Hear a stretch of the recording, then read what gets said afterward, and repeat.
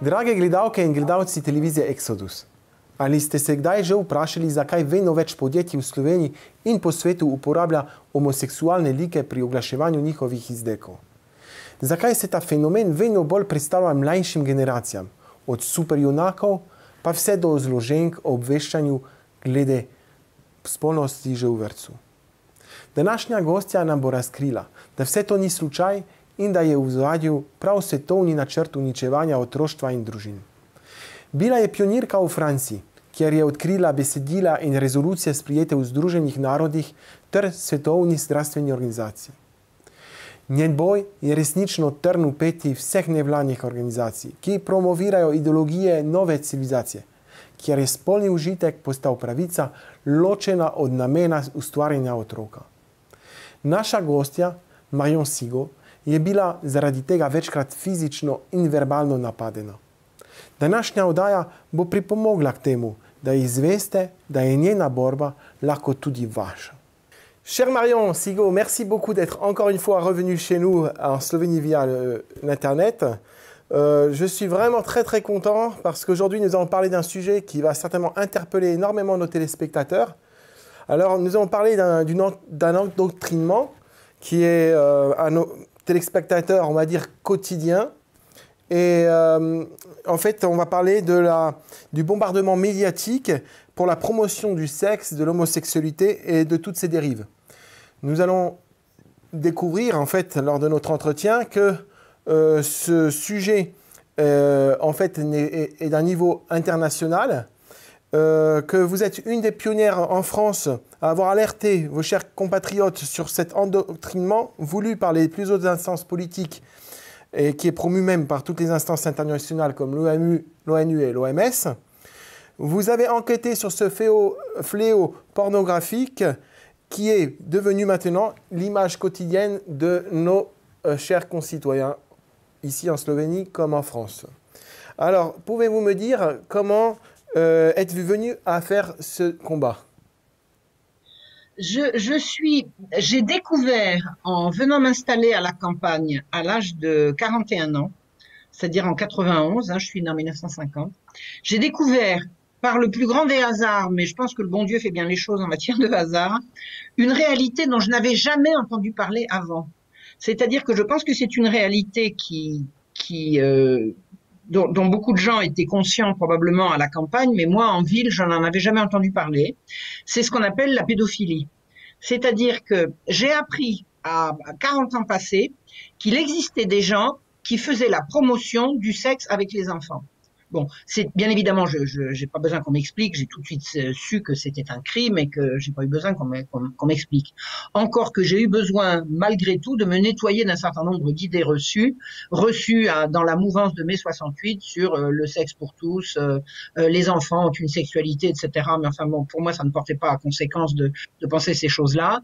Mais j'ai vraiment pris conscience à l'âge de 41 ans que ces dérives qu'on a vues arriver en mai 68 sur l'amour libre et le sexe pour tous, atteignaient les enfants et toucher aux enfants de ce point de vue-là, c'est un crime, ça s'appelle un crime contre l'enfance, un crime contre la morale, un crime contre Dieu, un crime. Et cette réalité m'est apparue comme une réalité sociale extrêmement ancrée, absolument abominable. Je me suis rendu compte que c'était en fait un crime institutionnalisé. C'est-à-dire qu'en même temps que je prenais conscience que des gens faisaient la promotion du sexe, je prenais conscience qu'ils étaient protégés en haut lieu et même en très haut lieu, au cœur même de l'État. Alors je n'en ai pas conclu tout de suite que l'État français était pédophile. Mais j'ai quand même compris qu'il y avait un certain nombre de complicités en haut lieu et surtout que de s'attaquer à ce sujet-là, c'était extrêmement dangereux. J'ai rencontré des gens qui m'ont dit « Attention Marion, on ne se lance pas avec ses petits bras dans un combat pareil. Si on veut mener à bien un combat de ce sérieux, de ce type et de cette dangerosité, on prend les plus grandes précautions parce que c'est un coup à prendre une balle, une flaque d'huile sur l'autoroute. Enfin bon, c'est un combat extrêmement dangereux. » J'ai été extrêmement choquée de découvrir, extrêmement choquée. Alors je vais vous dire comment je l'ai découvert. Je l'ai découvert parce que j'ai été alertée en arrivant dans Lyon, comme j'étais issu d'un milieu assez gauchiste et très penché sur les droits de l'homme, j'avais rejoint la Ligue des droits de l'homme. Et j'ai fait connaissance d'une dame qui avait demandé à la Ligue des droits de l'homme de l'aider. C'était une dame qui était nourrice d'une petite fille qu'on avait retirée à ses parents. Où elle vivait, elle était en famille dans une famille assez sordide, enfin bon. Et elle avait été placée en nourrice chez cette dame. Et il est apparu que quand cette petite fille allait rendre visite à sa maman, parce qu'elle n'était pas adoptée, hein, elle était placée, c'était ce qu'on appelait là, un placement provisoire, quand elle revenait d'aller rendre visite chez sa mère, elle revenait en larmes, grognon, se comportant de plus en plus mal, capricieuse, piquant des colères, se roulant par terre. Enfin, alors ses parents nourriciers ne la reconnaissaient pas. Ils se sont fâchés, ils ont dit si tu continues de crier comme ça, tu auras une fessée. Et à ce moment-là, la petite a crié non, j'en ai assez de prendre des coups, j'en ai assez de prendre des coups. Alors là, les parents nourriciers lui ont dit mais de quel coup parles-tu? Et ils ont mis la petite en confiance, qui leur a avoué que elle servait à des activités sexuelles à des gens qui venaient chez ses parents et que pour s'assurer de son silence, on la fouettait avant et on la fouettait après. Avant pour lui apprendre, pour la prévenir de ce qui se passait, de ce qui se passerait si elle protestait, et après pour la prévenir de ce qui se passerait si elle parlait. Bon, la petite fille a parlé, les parents nourriciers sont allés immédiatement, comme n'importe qui normalement constitué aurait fait. Ils ont fait un signalement aux autorités, et à ce moment-là, on leur a retiré la petite fille et on l'a donnée à sa mère qui n'avait jamais réclamé. Et j'ai compris, en comprenant cette histoire, j'en ai eu toutes les pièces entre les mains, enfin la nourrice m'a tout montré, j'ai compris qu'il y avait une réalité qui traversait la justice française, traversait la classe politique française, qui était la pédophilie. Cette affaire est venue à ma connaissance avant que le mot pédophilie ne soit prononcé dans les médias. C'est-à-dire que personne ne parlait de ça. C'est cette dame qui m'a expliqué ce que c'était que la pédophilie. Alors moi, je comprenais le mot, hein, parce que j'ai assez de culture pour comprendre, mais je ne l'avais jamais entendu. Et c'était 2 ans avant que la presse commence à parler de pédophilie pour minimiser, pour accuser les uns et les autres au détriment de ceci et de cela. J'ai compris que j'étais tombée sur quelque chose d'absolument énorme. J'ai commencé à enquêter. J'ai enquêté, c'était les débuts d'Internet. J'ai commencé à chercher. Je suis allée en bibliothèque. Je suis allée chercher toute la littérature qui faisait la glorification du sexe avec les enfants. J'ai compris. J'ai commencé à comprendre. Et j'ai tellement compris qu'à un moment donné, je me suis dit, l'affaire est beaucoup, beaucoup, beaucoup trop dangereuse pour mes petits bras. Je veux dire, je suis pas protégée. Je n'ai pas de toute façon, personne n'est assez protégé pour ce genre de choses, quoi. Bon, quand on tombe là-dessus, il faut prendre des précautions ou alors se dire qu'on est suicidaire et partir prendre une balle tout de suite. Donc c'était pas mon intention. Donc j'ai décidé de chercher dans l'histoire s'il y avait des précédents historiques. J'ai cherché, j'ai trouvé et là j'ai dit je reprends mes études d'histoire et c'est comme ça que je suis devenue historienne. Donc, mon engagement contre la pédophilie est aussi ancien que mon engagement pour la vérité historique. C'est-à-dire que ça a l'air d'être 2 sujets distincts. Pour moi, c'en est un seul. Et j'ai découvert effectivement les réseaux pédocriminels de l'Ancien Régime, sous Louis XV. Il y en avait bien évidemment avant, il y en avait au Moyen-Âge. Enfin, Gilles de Rais était un ancien compagnon de Jeanne d'Arc, c'était un grand pédocriminel, un type absolument abominable, qui a tué, violé, c'est une abomination. Donc j'ai découvert la réalité historique qu'il y avait derrière la pédocriminalité. Donc voilà comment je me suis lancée là-dedans. Donc à l'heure actuelle, je fais un livre d'histoire, un livre sur... non, je fais plus de livres d'histoire que de livres sur la pédocriminalité, mais si vous voulez, je suis prête maintenant à faire des conférences partout où on me le demande, et en général, on me demande une fois en histoire et une fois sur la sexualisation des enfants, sur la pédocriminalité. C'est devenu véritablement mon sujet, quoi. Mais j'en ai fait des cauchemars. Je me suis lancée dans ce combat parce que je n'arrivais plus à dormir. Mais c'est même plus que je n'arrivais plus à dormir. Il y a eu une période, alors assez brève, mais ça a duré quand même quelques jours, où le soir, je n'osais pas fermer les yeux. Je n'osais pas fermer les yeux de peur de voir des images atroces défiler devant. C'est-à-dire que j'arrivais pas à me détendre suffisamment pour me laisser envahir par le sommeil récupérateur et réparateur auquel on retourne tous les soirs pour se reconstituer. Et j'ai passé 2 nuits comme ça, à pas oser fermer les yeux, parce que dès que je les fermais, j'imaginais, hein. J'ai jamais regardé d'images d'atrocité, jamais. Généralement, quand il se passe, quand les gens font des péchés comme ça, on va dire, ils cherchent une excuse et ils se retournent à certaines même scientifiques, on va dire, pseudo-scientifiques. Ouais. Et c'est comme ça aussi que vous avez découvert, en fait, d'où venait cette, on va dire, science, pseudo-science, la sexologie. Alors oui, alors moi j'ai fini. Alors je vous dis, j'ai continué alors j'ai repris mes études d'histoire pour comprendre d'où ça venait. Ça c'est une première chose. Et j'ai voulu comprendre effectivement, aller plus loin dans ce que c'est que la perversion sexuelle. Et en cherchant et en cherchant et en cherchant et en lisant et en lisant et en lisant, j'ai découvert que en fait vous aviez des instances qui faisaient la promotion non seulement du sexe avec les enfants, mais du sexe tous azimuts, du sexe complètement déconnecté de la personne, du sexe comme une activité de loisir, comme une espèce de promenade de santé à laquelle tout le monde a droit. Ça, alors moi même quand j'étais complètement cinglée et névrosée dans ma dans ma tendre jeunesse, je n'ai jamais pu marcher à des horreurs pareilles, quoi. Parce que j'ai quand même toujours eu la conscience que le sexe impliquant l'autre, le sexe c'est soi plus quelqu'un, hein, donc on ne peut pas exclure la morale de la sexualité.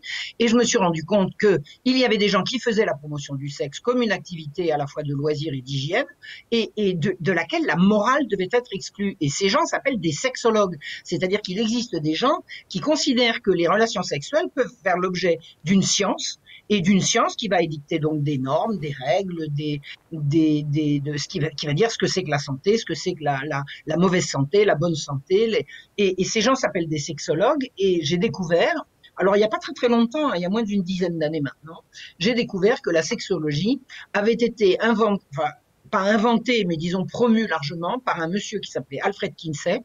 Alfred Kinsey était un Américain qui était entomologiste, il était spécialiste des guêpes, donc il n'avait rien à voir avec la sexualité humaine, et il s'est auto-proclamé brusquement spécialiste mondial de la sexualité humaine. Il a fait des rapports qu'il a présenté au monde comme des rapports scientifiques dans lesquels il explique, voilà, vous dites que la sexualité, ça doit être le mari, la femme pour faire des enfants. Moi, je vous explique la sexualité. Je vais vous expliquer ce que c'est que la sexualité telle que la vivent véritablement les Américains, puisqu'il a fait ses enquêtes en Amérique.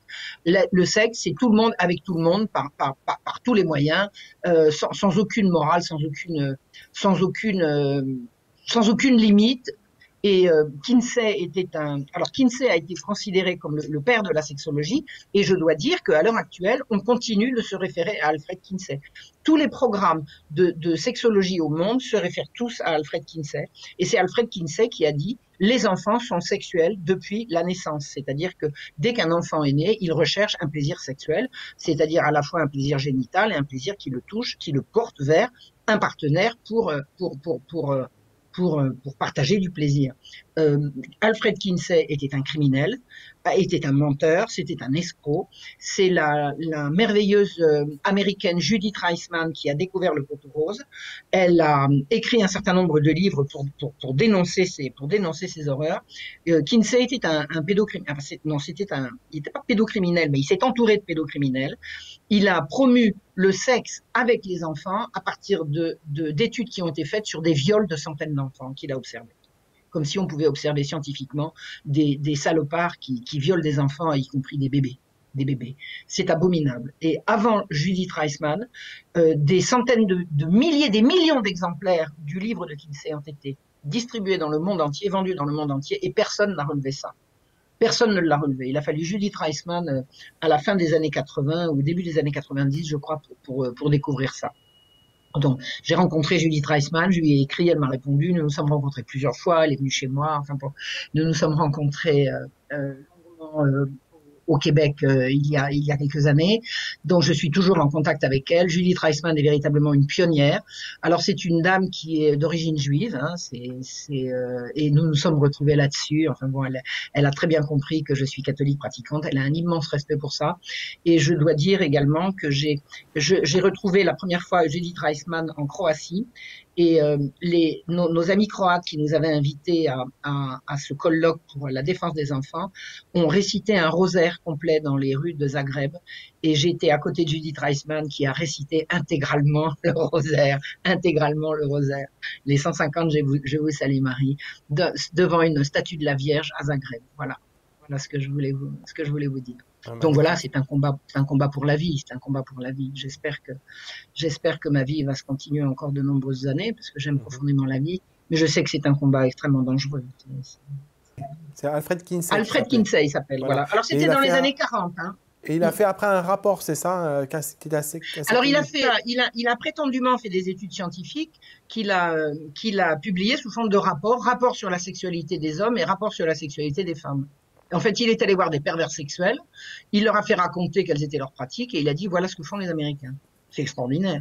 Et les Américains se sont réveillés un matin en lisant dans la presse, parce que tout le monde a relayé le rapport Kinsey, en lisant dans la presse que vous croyez, vous êtes fidèle à votre femme, mais vous êtes le roi des ânes, vous êtes le roi des imbéciles, personne ne fait ça. Vous n'avez jamais essayé la sodomie, mais enfin, quand même, tout le monde le fait, voyons, tout le monde le fait. Vous n'êtes pas homosexuel, mais enfin, tout le monde est homosexuel. Enfin, pas tout le monde, mais de plus en plus. Donc, on a normalisé. Le rapport Kinsey a permis à grand renfort de presse, hein, de presse, de médias, de journaux, d'interviews radiophoniques, plus que télévisées, mais enfin télévisées aussi. Le rapport Kinsey a permis de pousser les Américains à croire que s'ils étaient normaux, ils étaient anormaux. On a changé la norme. On a changé la norme. Et c'est de cette époque-là, c'est du rapport Kinsey, qu'est née la promotion de l'homosexualité. Avant, la personne n'aurait eu l'idée de promouvoir l'homosexualité. L'homosexualité, c'était une déviance. C'était une déviance. Alors, il y a des gens qui ont poursuivi les homosexuels. Il y a des États plus ou moins. Enfin, la France n'a jamais poursuivi les homosexuels, hein. Il n'y a jamais eu de poursuite des homosexuels en France. Alors là, j'ai étudié le sujet. Je peux vous dire que c'est le cas. Maintenant, je pense qu'il y a des pays qui se sont comportés différemment et qui ont pourchassé les homosexuels, mais on n'avait jamais pensé à promouvoir l'homosexualité. Bah, depuis le rapport Kinsey, c'est le fait. Ça y est, on promeut l'homosexualité. La sexualité, d'abord, la sexualité, c'est devenu la recherche du plaisir. C'est pas vrai. La sexualité, c'est le mode de reproduction de la vie humaine, de la vie, enfin de la vie. C'est le mode de reproduction de la vie, la sexualité. Donc la sexualité humaine, c'est dans le but de se reproduire. Et les pervers sexuels qui dirigent le monde à l'heure actuelle, puisqu'ils sont maintenant aux manettes, ils disent non, la sexualité, c'est le plaisir qu'on éprouve. Mais non, le plaisir qu'on éprouve, c'est ce qui fait qu'on va s'y adonner. C'est parce que la nature est bien faite et que le bon Dieu veut pas que la vie passe par la souffrance. La vie doit passer par la joie. Mais dire que la sexualité, c'est rechercher du plaisir, c'est comme si on disait pourquoi mange-t-on? Parce que c'est bon. Bah, on mange pas parce que c'est bon, on mange pour se soutenir, on mange parce que si on mange pas, on va mourir. Eh bien, la sexualité, c'est pas pour se faire plaisir, c'est pour faire des bébés. Alors, on peut pas réduire, bien sûr, toute la vie sexuelle des gens au fait de faire ou de ne pas faire des bébés, mais exclure la reproduction de la sexualité, c'est un crime. C'est un crime. La sexualité, c'est le mode de reproduction de la vie chez les humains et chez les animaux. Alors après, on vient Comment peut-on en à... exclure la morale? Comment peut-on en exclure la morale? La morale, c'est ce qui va définir le bien et le mal. Le bien et le mal, c'est ce qui permet aux hommes de vivre ensemble en société. Si on exclut la morale de la sexualité, ça veut dire que n'importe quelle pulsion va être considérée comme justifiée et on pourra violer et on pourra torturer. Vous savez, il y a des gens qui s'excitent à torturer les autres. Eh ben, pourquoi ils n'auraient pas le droit? Puisqu'ils ont le droit au plaisir. Vous voyez ce que je veux dire? C'est abominable. Comment ça se fait en fait que les autorités politiques comme ça ont très vite adhéré et en fait il y a des instances comme l'OMS qui commencent à promouvoir même cette... Ah ben l'OMS, elle commence pas. oui, L'OMS, ça fait longtemps. L'Organisation mondiale de la santé, ça fait longtemps qu'elle promeut la sexualité à la Kinsey. Alors, comment, je ne peux pas dire que ce soit soudainement, j'en sais rien. Je sais que les réseaux pédocriminels existent depuis très longtemps, puisque je les ai étudiés en histoire, donc je les ai vus traverser vraiment les âges et les siècles. Mais je pense qu'il y a, depuis le rapport Kinsey, une normalisation de ces choses-là et une adhésion des puissants et des grands de ce monde par la corruption. Mais c'est pas la corruption par l'argent, c'est la corruption par le sexe. Je m'explique. Si on vous attire dans un lieu en vous disant vous allez rencontrer des gens importants, des gens influents qui vont vous aider dans votre affaire, dans votre carrière, etc., etc. Bon. Et qu'on vous compromet en vous faisant coucher, par exemple, avec des enfants, on vous prend en photo et après on vous tient. Je vais vous expliquer quelque chose. Quand je suis arrivée dans Lyon, je vous ai dit que j'ai rejoint la Ligue des droits de l'homme. Bon. Et comme il n'y avait pas grand monde à la Ligue des droits de l'homme et que j'avais la personnalité que j'ai, on m'a demandé d'en assurer la présidence. Bon, voilà. Il y a un petit article qui est passé dans le journal. Marion Sigaud, nouvelle présidente de la Ligue des droits de l'homme. Et bien, dans la semaine qui a suivi la parution de ma photo dans le journal, on m'a proposé de participer à une partouze. Alors, qu'est-ce que vous croyez que j'ai dit? Je suis pas né de la dernière pluie. 1, je ne partouze pas. 2, je vous connais pas. Mais le naïf ou le faiblard, la personne sans caractère, à qui on va dire, bon, allez, alors, ils m'ont pas présenté ça tout de suite comme une partouze, c'est assister à des spectacles sexy d'exhibition de très beaux hommes nus. Comme si j'avais pas compris. Alors, si j'avais été un homme, on m'aurait proposé des très belles femmes nues, vous voyez ce que je veux dire. Bon, je suis pas idiote, je suis pas né de la dernière pluie, puis en plus de ça, je suis pas une perverse, donc ça pouvait pas marcher avec moi. Ça pouvait pas marcher avec moi, mais en tout cas, ils m'ont donné les clés. C'est comme ça que j'ai compris. Une semaine après l'apparition de ma photo dans le journal. Donc, ils font ça avec tout le monde. Donc, imaginez que j'ai été assez bête ou assez dégueulasse pour participer à un truc comme ça. On me prend en photo. Ils t'auraient joué, je suis dans leurs mains. Je suis dans leurs mains, je peux plus rien faire. Ils vont me dire, tu fais ça, je ferai ça. Et c'est comme ça que ça marche. Ils sont tous corrompus. Alors, je dis pas qu'ils sont forcément corrompus parce qu'ils ont tous couché avec des enfants, mais d'abord, il y en a beaucoup qui l'ont fait. Il suffit de les droguer un petit peu. C'est ça l'affaire Epstein. C'est qui Epstein? Epstein, c'est un monsieur qui a disparu. Moi, je pense pas qu'il soit mort, mais en tout cas, qui a disparu de la circulation après qu'il ait été avéré qu'il tenait les puissants de ce monde par des photos et des films qu'il avait pris en les faisant participer à des choses innommables. Vous savez, l'homosexualité a été tellement banalisée et promue que avant, on pouvait faire du chantage à quelqu'un en lui disant si tu fais pas ce qu'on dit, on dira que tu es homosexuel. Aujourd'hui, ça marcherait plus comme ça. Par contre, le sexe avec les enfants, ça reste tabou. Et heureusement. Et heureusement. Donc, quelqu'un dont on peut dire, à qui on peut dire on a une photo de toi en train de coucher avec un gamin, il fera ce qu'on lui dit de faire. Et le monde entier est tenu par ces gens-là. Le monde entier est tenu par ces gens-là. Ce sont eux qui dirigent le monde.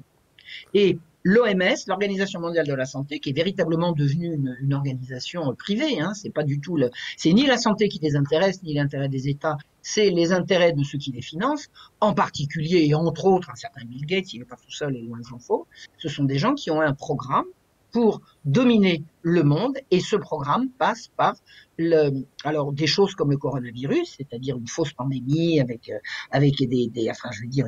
une peur organisée pour tenir les gens à l'obéissance et à la soumission, et également la sexualisation à tout cran, la sexualisation notamment des enfants. Et quand j'ai commencé à raconter ce que j'ai découvert moi concernant la sexualisation des enfants, c'est-à-dire on se préparait à donner dans les écoles maternelles des cours à la sexualité qui allaient impliquer des cours de masturbation. Il y a des gens qui se sont fâchés avec moi, qui m'ont dit d'arrêter de dire n'importe quoi. J'ai écrit un livre qui s'appelle Les droits sexuels et la destruction programmée de l'enfance et de la famille, dans lesquels je donne toutes les références de ces textes. L'OMS promeut des cours de masturbation à l'école dès la maternelle. Et c'est trop gros pour que les gens le croient, mais c'est comme ça que ça passe. Plus c'est gros, plus ça passe. Plus la chose semble inimaginable, et plus elle a de chances d'être acceptée. Et c'est comme ça que ça passe. Et même avec des gens qui me connaissent bien, des gens de mon village, des villages à côté, j'ai une vie sociale assez active, enfin je connais plein de gens, il y a encore des gens qui me connaissent bien et qui n'arrivent pas à me croire, qui me disent oui mais moi ma fille c'est pas comme ça dans son école. Mais qu'est-ce que t'en sais? Elle va pas te le dire. Pas forcément. Surtout qu'il y a des ONG qui endoctrinent vraiment les enfants à l'école. Alors d'abord l'école, la déchéance de l'école, en particulier en France, je suppose que c'est la même chose ailleurs, mais c'est monstrueux. On a des professeurs de moins en moins formés, de moins en moins compétents, on a des programmes de plus en plus larges, de plus en plus élastiques, qui ne correspondent plus à la transmission d'un savoir. Hein. Moi je vois bien comment les gosses ne savent plus écrire, ils n'arrivent pas à s'exprimer, ils connaissent pas le sens des mots, enfin bon, c'est absolument effroyable. Donc face à cette chute de la transmission du savoir, il y a une grande innovation qui consiste à faire des réunions thématiques et faire venir des intervenants extérieurs dans les écoles pour parler de tel et tel sujet. Et les organisations qu'on appelle LGBT, c'est-à-dire les organisations de promotion de l'homosexualité sous les coutures. Enfin, ce ne sont pas d'ailleurs ce qu'on appelle les mouvements LGBT, ce ne sont pas des gens qui représentent les homosexuels. On ne peut pas représenter les homosexuels. Ce sont des organisations autoproclamées qui servent de pseudo-porte-parole et qui ont l'oreille des autorités. Et ce sont ces gens-là qui vont dans les écoles, effectivement, comme organisations non gouvernementales, mais largement subventionnées par l'État, par les gouvernements, vont faire de la propagande dans les écoles. Et moi, j'ai vu des reportages absolument hallucinants. Vous avez j'ai vu un reportage sur une école où on voit et ça avait été repris par la télévision locale, régionale de cette province, qui disait, voilà, dans telle école, des membres de telle organisation sont venus alerter les enfants sur la gravité du problème des suicides des jeunes homosexuels. Un jeune homosexuel sur 3 se suicide. Quoi? Vous vous rendez compte? 1 sur 3?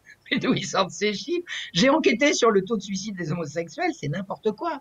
La statistique n'existe pas, les chiffres sont faux, et vous avez des jeunes, donc des gens de ces organisations non gouvernementales qui vont dans les écoles et qui vont faire de la propagande avec le soutien du prof, avec le soutien du directeur, avec le soutien du préfet, avec le soutien du gouvernement, avec le soutien de tous ces gens-là, pour aller culpabiliser les enfants.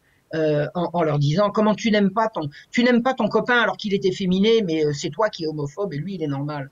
Non, mais attendez, c'est bon. D'abord, on n'a pas à parler sexe aux enfants. On n'a pas à parler sexe aux enfants. L'enfance, c'est la période qui précède la sexualité. Donc tout ce qui dit on va parler sexe aux enfants parce que nous on en parlera bien plutôt que de les laisser aborder la sexualité de façon dégueulasse par Internet. Ce sont des gens qui préparent précisément les dégueulasseries d'Internet. Il faut protéger les enfants du sexe. Les enfants n'ont pas à s'intéresser au sexe.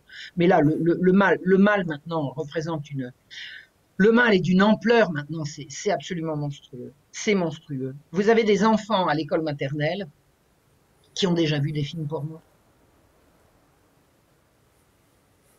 À l'école maternelle. Et qui essayent de reproduire avec leurs petits camarades dans la cour de l'école. Ou à la maison ou dans le jardin pendant que les parents regardent pas. C'est une monstruosité. C'est la destruction de l'humanité. La destruction de l'humanité par le sexe. C'était d'ailleurs ce qu'avait expliqué Aldous Huxley dans Le Meilleur des mondes.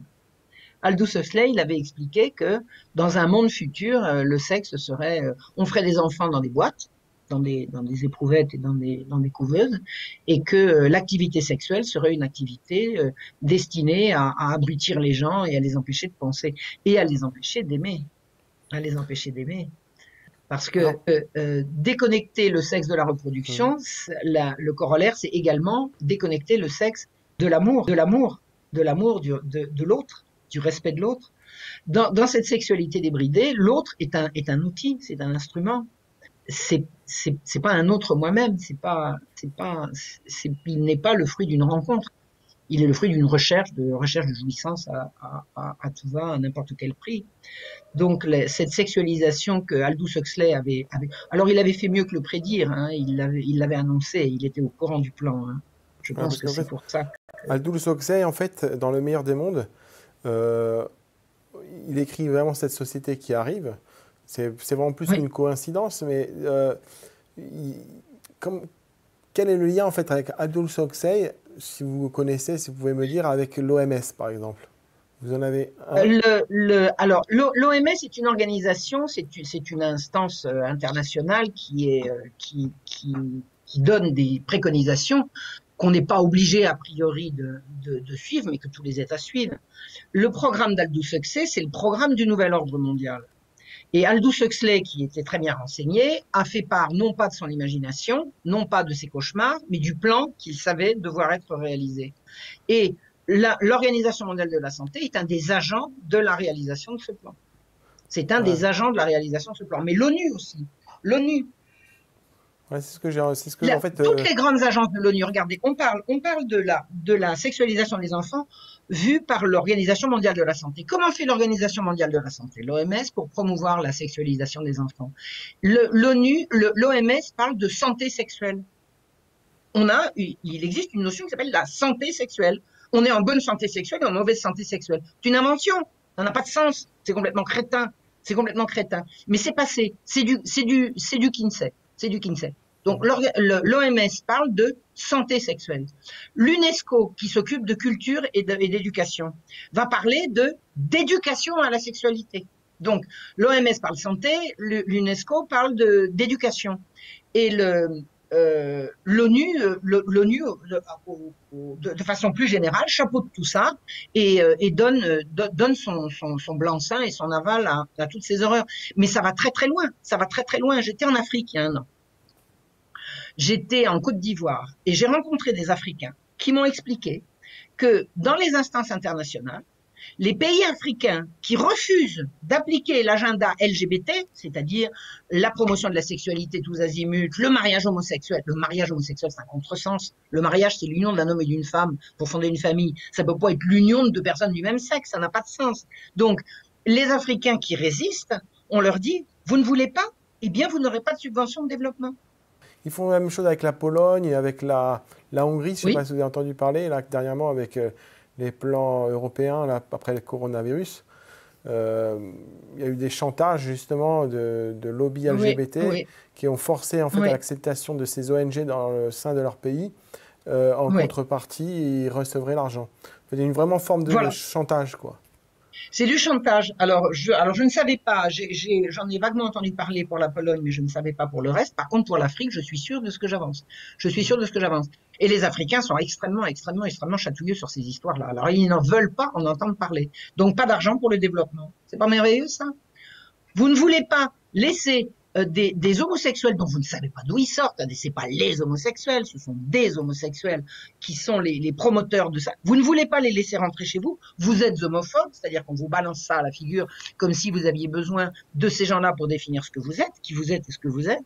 Donc, vous êtes homophobe. Être homophobe, c'est mal. Donc, on va vous mettre au banc de la société et on va laisser ces gens-là aller chouiner auprès des enfants, regardez, les gens ne nous aiment pas, on est malheureux, on se suicide et tout. Alors, attendez, il faudrait savoir. Soit ils sont heureux d'être homosexuels, soit ils sont malheureux et ils se suicident, il faudrait savoir. S'ils sont heureux d'être homosexuels, ils ne se suicident pas. S'ils se suicident, il y a peut-être un problème avec l'homosexualité, je ne sais pas. Hein. Je ne sais pas, je suis pas homosexuel. Donc, en fait, ils disent tout et son contraire et la chose consiste à véritablement manipuler l'opinion, culpabiliser les gens et surtout corrompre les enfants. Corrompre la jeunesse. Mais moi, je ne mets pas les homosexuels en cause en tant que personne. Moi, je suis comme tout le monde, j'ai des amis homosexuels. Celui qui n'a pas d'amis homosexuels, il n'a pas assez d'amis statistiquement au bout d'un moment. Quand vous en avez parmi eux qui sont homosexuels. Donc, c'est pas le fait d'être homosexuel que je dénonce, parce qu'on est comme on est. C'est la promotion de l'homosexualité par ces lobbies, par ces lobbies, par ces groupes de pression absolument incontrôlables par la population et tout puissants, absolument tout puissants. Ils peuvent faire mettre à genoux des pays entiers qui ne veulent pas entendre parler de leur pratique et de leur façon de faire. Ils peuvent les mettre à genoux et au chantage à la subvention, au chantage au développement. Enfin, c'est une honte. Et ça, tout ça, c'est le résultat du programme de Alfred Kinsey. Alfred Kinsey était un grand malade. C'était un salaud fini, c'était un menteur, un manipulateur. Et savez-vous qui a financé Alfred Kinsey? Rockefeller, la banque. Donc, c'est bien le programme mondial de domination des populations. C'est ce qu'on appelle le programme du nouvel ordre mondial, qui commence à avoir un petit peu de plomb dans l'aile. Hein. J'ai l'impression que ça s'agite un peu. Ça commence à être ça commence à bouger. Hein. Ouais, ça commence à bouger. Ça commence à se voir. Mais alors, le danger qui guette les enfants, c'est incommensurable. C'est une abomination.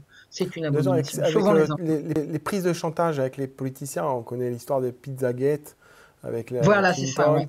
On connaît même en France ou en Belgique, on commençait à parler de ça avec l'affaire de Marc Dutroux.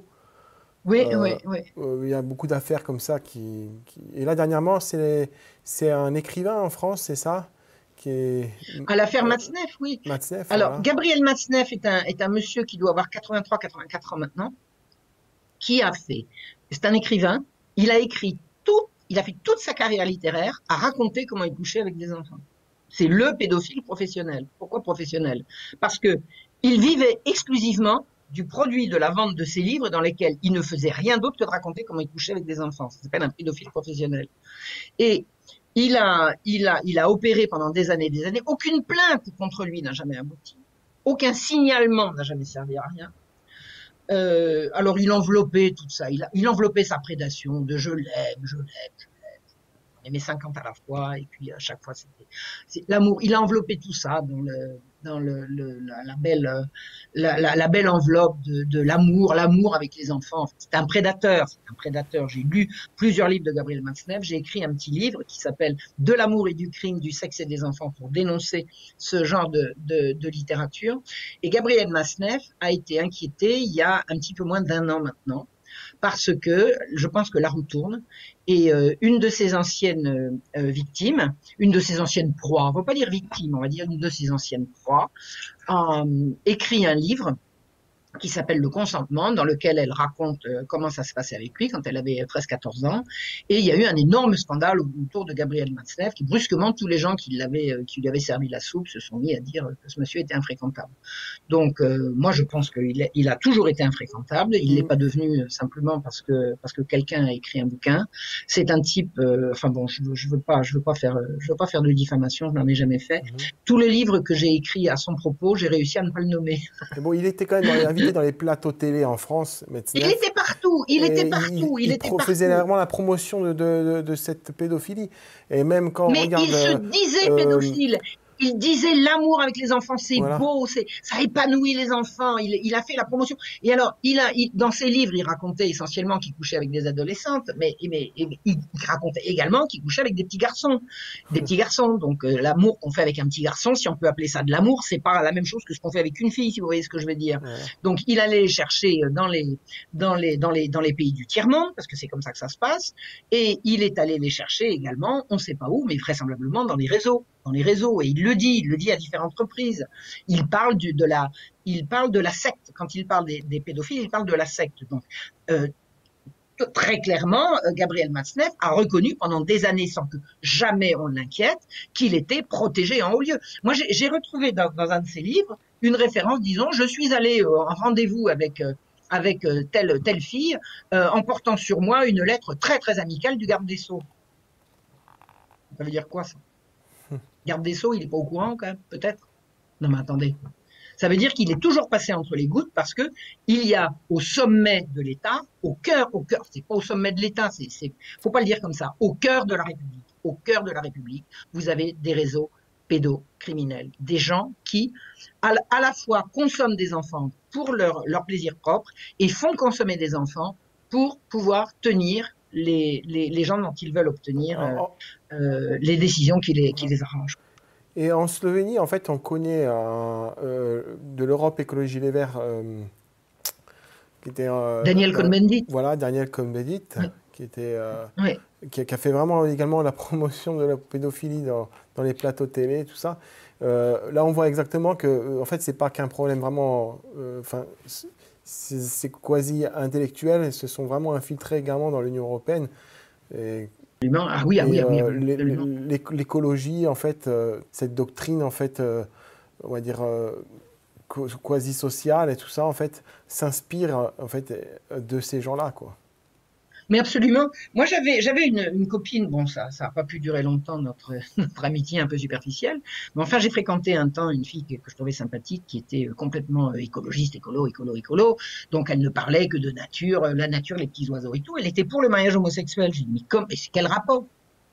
On peut pas marier 2 hommes ensemble. Le mariage, c'est l'union d'un homme et d'une femme.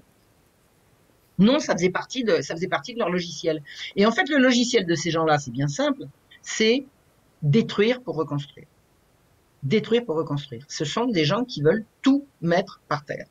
Parce qu'ils croient que ça sera mieux différemment. Pas d'accord? D'accord? Le monde est bien fait. C'est pas parce que certains s'échinent à le détruire et à le rendre laid qu'il faut les laisser faire. Le monde est beau, l'humanité est belle, et ce sont les belles choses qu'il faut à tout prix sauver. Et sauver les belles choses, c'est retirer les enfants et retirer le public des pattes de ces pervers qui veulent à tout prix nous vendre qu'on a un sexe pour jouer avec. On n'a pas un sexe pour jouer avec, on a un sexe qui est un organe qui va nous servir à reproduire la vie, reproduire la vie.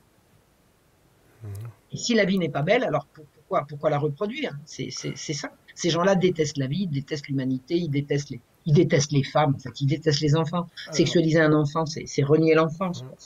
Avec ça, en fait, on peut mettre en similitude quoi, la génération des contraceptions et de l'avortement.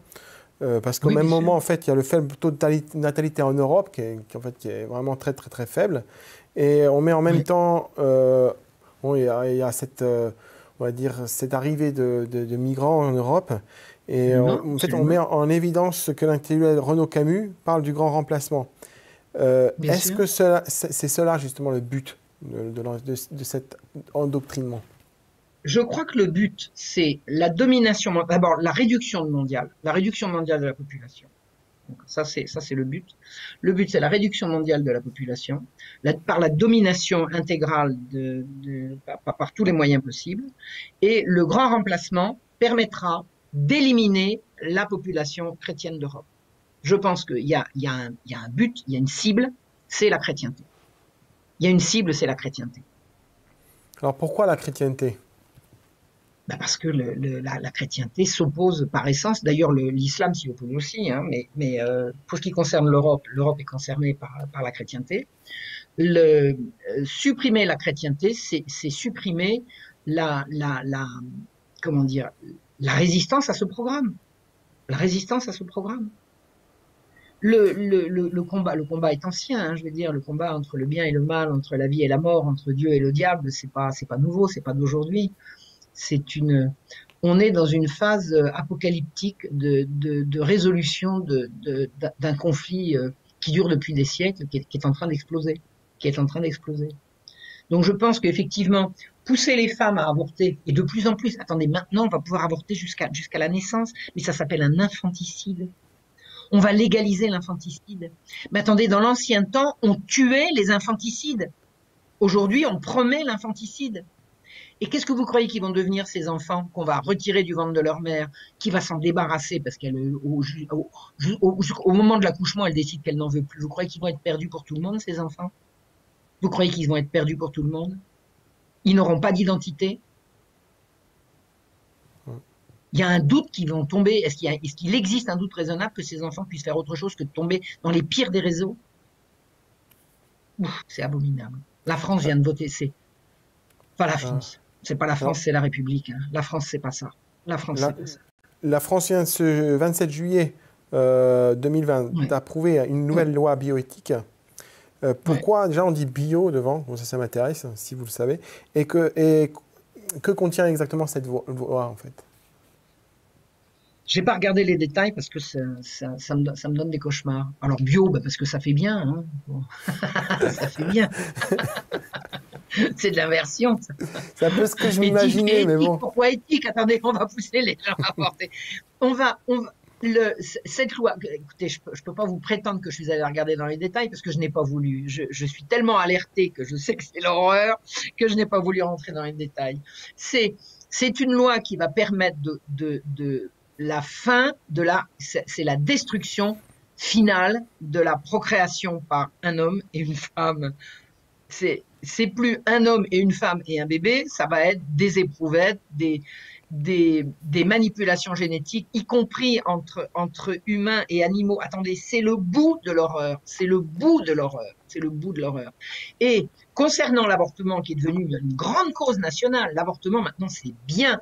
Avant l'avortement c'était mal, après c'est devenu un mal toléré, après c'est devenu un mal, après tout pas si mal que ça, puis maintenant c'est un bien, c'est un super bien, il faut absolument avorter. C'est une priorité nationale. Moi j'ai trouvé des textes qui disent l'avortement est une grande cause, priorité nationale. Il y a même une journée internationale de l'avortement, mais vous vous rendez compte?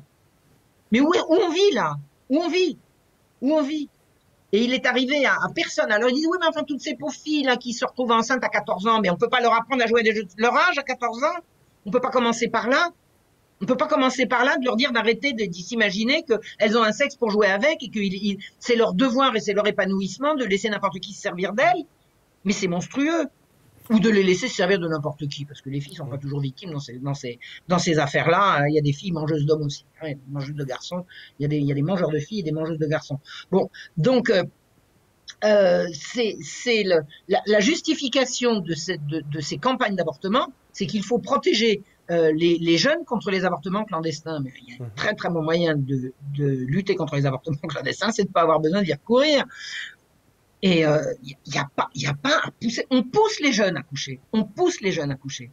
Moi, j'ai entendu dire par la fille d'une de mes amies que à l'école, leur professeur de français leur a dit que l'amour ça n'existait pas, que c'était un truc inventé par les parents pour leur interdire de coucher quand ils avaient envie. Parce que la mère qui va dire attends de connaître l'amour ça n'existe pas. T'as envie de coucher, tu couches. Ben non, c'est pas comme ça la vie. C'est pas comme ça la vie. C'est pas vrai. C'est pas vrai. C'est nous qui avons raison. C'est nous qui avons raison. Il faut oser le dire. C'est nous qui avons raison. Le sexe est sacré. Le sexe, ça relève du sacré. Ça peut pas être dévoyé comme ça. C'est pas une distraction. C'est pas une activité de plaisir. D'abord, l'État n'a pas à s'en mêler. De quoi je me mêle?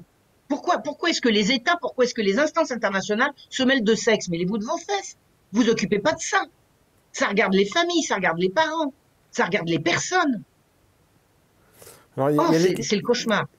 Vous avez dit en fait, voilà, que l'instance catholique qui est vraiment un rempart face à cette idéologie mondialiste, on va dire, de nouvelle ordre mondiale. Donc en fait, quand même, il y a l'Église de France qui condamne cette adoption donc, de la nouvelle loi bioéthique, comme Monseigneur Michel Aupetit, archevêque de Paris, qui dit alors que la plupart des réformes importantes sont à reporter ou à revisiter, il n'y aurait pas d'autre urgence aujourd'hui que de faire passer en force et dans la discrétion du mois de juillet cet ensemble de lois qui touchent à l'essence même de notre humanité. Donc l'Église, à votre avis, fait-elle assez? Et devrons-nous pas peut-être s'inspirer des Cristeros au Mexique du siècle dernier et commencer à une forme de boycott de toutes ces enseignes qui adhèrent à ces nouvelles lois soi-disant bioéthiques? Vous savez, ce que je sais des Cristeros, pour avoir me penché un tout petit peu sur le sujet, c'est pas venu de l'Église, c'est venu de la base, c'est la population qui s'est soulevée. Et l'Église a suivi, jusqu'à ce qu'elle ne suive plus d'ailleurs. Hein. Mais la révolte des Cristeros, c'est la révolte des chrétiens de base, c'est la révolte de la population. Et je crois assez les chrétiens français capables, dans une certaine mesure et petit à petit, parce que ça se fera pas en un jour, de pousser leurs prélats, leurs évêques, leurs prêtres à prendre des positions. Je pense que, alors de façon plus générale, l'Église de Rome, comme toutes les institutions, a été pénétrée, corrompue et infiltrée par les salauds. Alors, ce qui ne veut pas dire que l'Église est elle-même corrompue et constituée que de salauds, mais les salauds et les corrupteurs ont pénétré dans l'Église. Et on ne peut pas plus faire confiance à l'Église en tant qu'institution aujourd'hui qu'à n'importe quelle autre institution.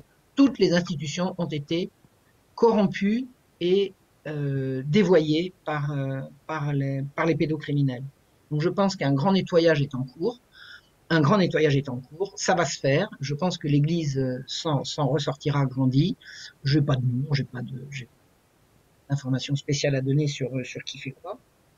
Mais je crois que un nettoyage va s'imposer à l'intérieur de l'Église également, concernant les problèmes d'éthique sexuelle et de l'attitude vis-à-vis des enfants. Maintenant, je voudrais vous dire quelque chose concernant la pédophilie et l'Église, parce que ça, j'y tiens beaucoup. J'ai quand même un peu étudié la chose, et c'est mon amie Judith Reisman, vous savez, l'américaine, là, qui m'a alerté sur le sujet. Est-ce que vous avez remarqué qu'on ne parle de pédophilie dans l'Église que depuis qu'on parle de pédophilie tout court, c'est-à-dire depuis le milieu des années 1990, hein. Avant, personne ne parlait de pédophilie ni dans l'Église ni ailleurs.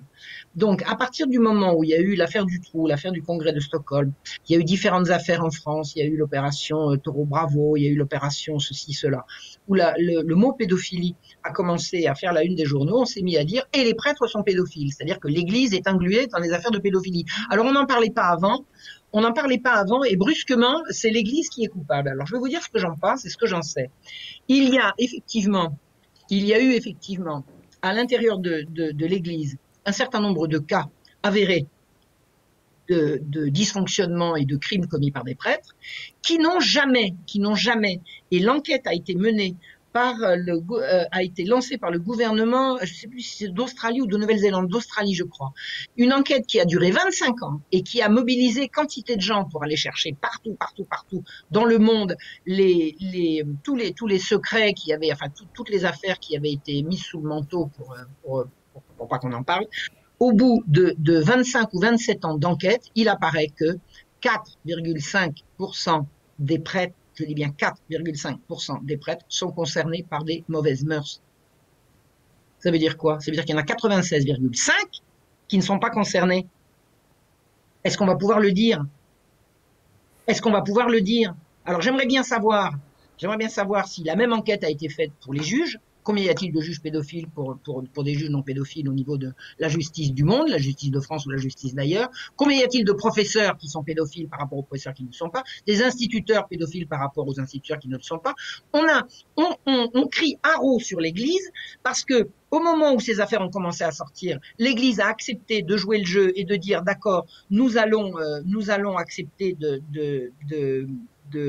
livrer à la justice, oui, enfin nous allons laisser à la justice civile le soin de régler ces problèmes-là. Ça a coûté des millions et des millions et des millions. Le but, c'est certainement d'assécher les finances du Vatican également.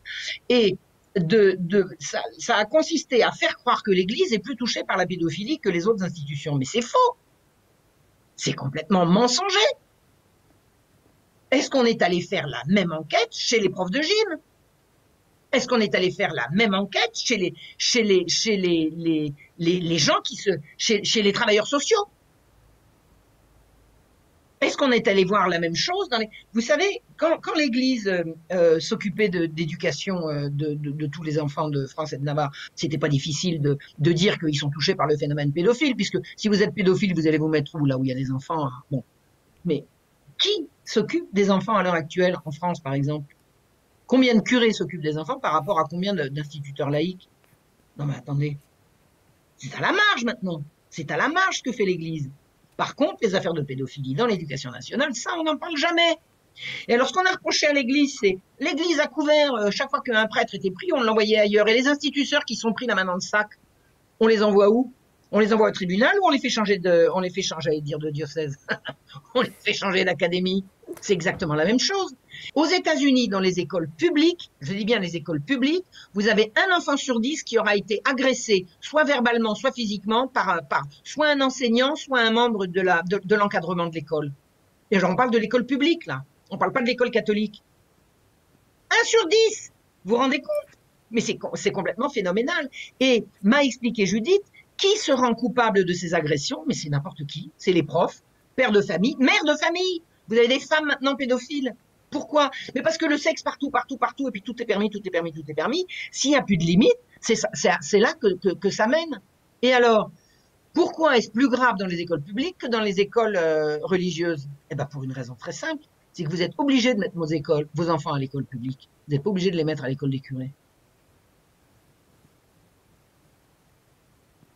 Vous n'avez pas le choix. Vous êtes obligé de mettre nos enfants à l'école. Et c'est là qu'ils vont se faire agresser, pas par des curés, par des profs, imbus de l'idéologie. Alors moi, j'ai lu des programmes aux États-Unis. Oh là là, mon Dieu. Oh là là, mon Dieu. La sodomie sans peine pour des gosses. Oh là là, vous vous rendez compte? J'ai vu, excusez-moi, alors je vais vous choquer. Je sais que je choque, mais je sais que je m'adresse à des catholiques, mais il faut dire les choses. Bon, j'ai vu, quand j'étais au Québec, un livre à destination des enfants du primaire, où on leur explique ce que c'est que les organes sexuels. Sur un livre en 2 pages, vous savez, 2 pages ouvertes, le sexe masculin, le sexe féminin, alors en couleur, dessiné, complètement explicite, et ils mettent l'anus comme organe sexuel. Ouais. C'est dégueulasse. Vous vous rendez compte? Organe sexuel. Mais attendez, la logique de ces gens-là, c'est, bah oui, nous on aime ça, hein, donc c'est du plaisir, et si c'est du plaisir, c'est sexuel. Ben non, désolé. Non. Excusez-moi, je vous ai choqué. Je sais que c'est choquant. C'est pas moi qui suis choqué. C'est ce que je dis. Vous savez, c'est dur pour moi. C'est dur pour moi. J'ai plus souvent qu'à mon tour les larmes aux yeux en racontant ces choses. Alors, qu'est-ce que vous pensez sinon du rôle de l'Église en fait dans ce combat-là? Quelles sont les mesures vraiment à prendre pour nous les chrétiens, les catholiques? Qu'est-ce qu'on peut mettre en œuvre en fait? Vous avez pris ce combat, vous l'avez fait en France. Qu'est-ce que vous pourriez dire vous aux personnes de Slovénie? Comment on doit s'attaquer, on doit faire face à Alors, ce écoutez, fléau? moi je pense que oui, je comprends la question. La première chose, c'est de se renseigner. Renseignez-vous. Ne laissez pas les journaux qui disent n'importe quoi dire oui, mais c'est pas grave, mais c'est pas vrai, mais Marion Sigaud, c'est une menteuse. Je donne les références. Allez voir, allez sur le site de l'Organisation mondiale de la santé. Allez regarder ce qu'ils promeuvent. Allez sur les sites de l'UNESCO. Allez sur les sites de l'Europe. Allez voir tout ça. Allez chercher les textes. Et une fois que vous aurez ces textes, interdisez qu'on fasse ça à vos enfants. Vous avez fait des livres sur oui, ce sujet, vous avez bien, vous décrivez vraiment les textes de l'OMS, les textes, voilà, c'est pas que des paroles comme ça que vous nous dites là ce soir, c'est vraiment, il y a vraiment des textes qui sont adoptés à l'OMS qui en fait fait la différence entre le sexe pour jouir et le sexe pour faire des enfants. Et le sexe pour jouir, c'est un droit. C'est un droit.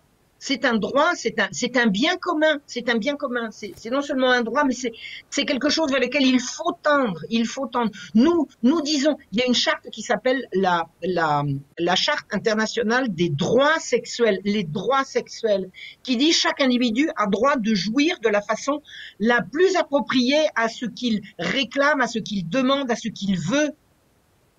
Et le but de la sexualité, c'est jouir.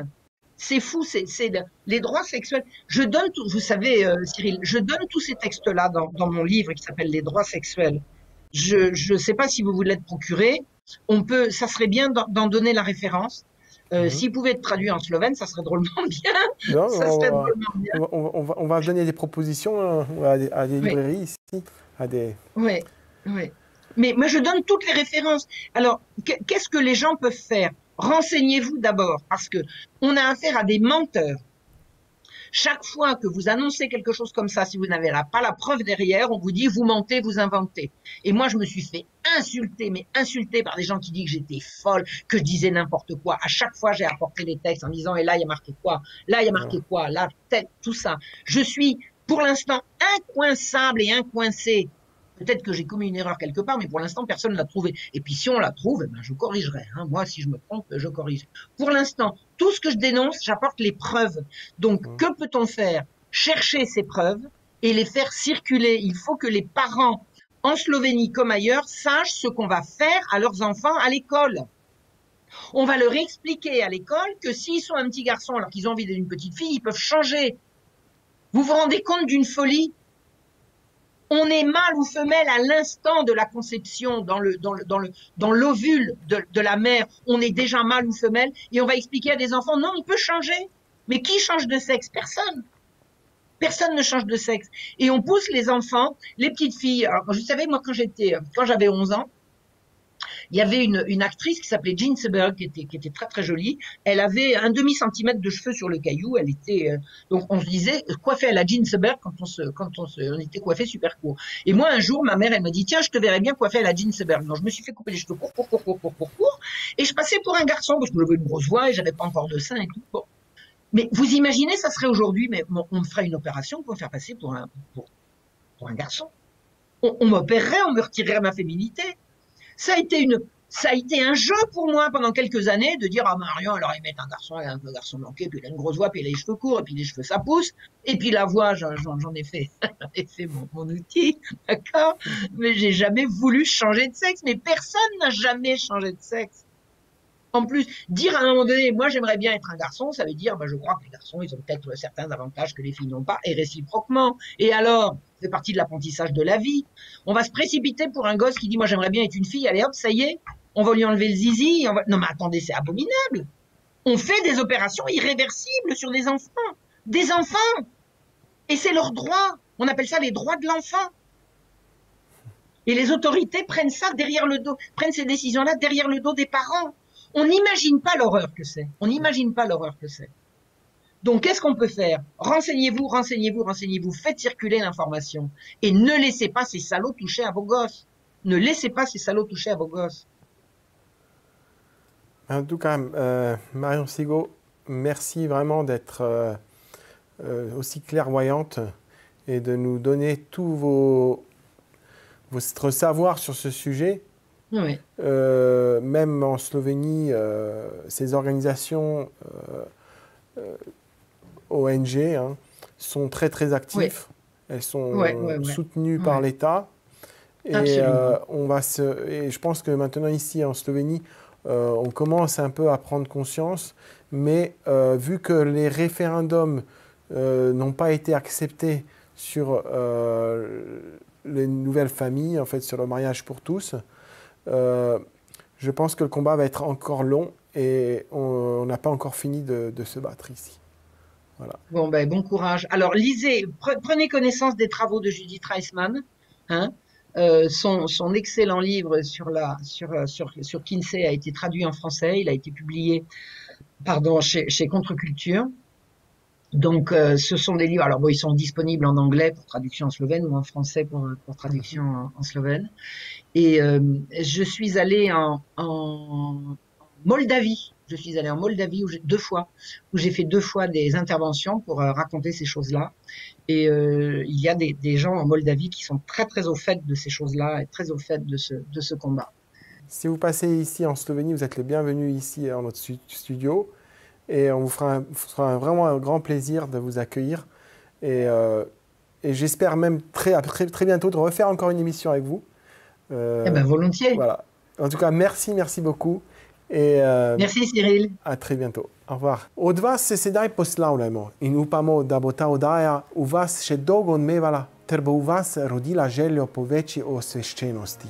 Saj, kako naj se borimo, če nismo dovolj izobraženi? Kako lahko osveščamo ljudi, če nimamo argumentov? Želim vam obilo Božjega blagoslova in nasvidenje.